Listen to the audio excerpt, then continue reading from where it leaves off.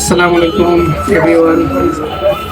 তো এখন ছোট্ট একটা ভিডিওতে আপনাদের সবাইকে স্বাগতম। তো যখন আমি ভিডিও বানাতে শুরু করি, যখন আমি ভিডিও তৈরি করি, তখন এই যে পাশে দেখতে পাচ্ছেন এই যে ছোট্ট একটি বাচ্চা আছে। তো এই বাচ্চাটি আমাকে যত ধরনের বিরক্ত আছে আমার ভিডিওগুলোতে এসে করে।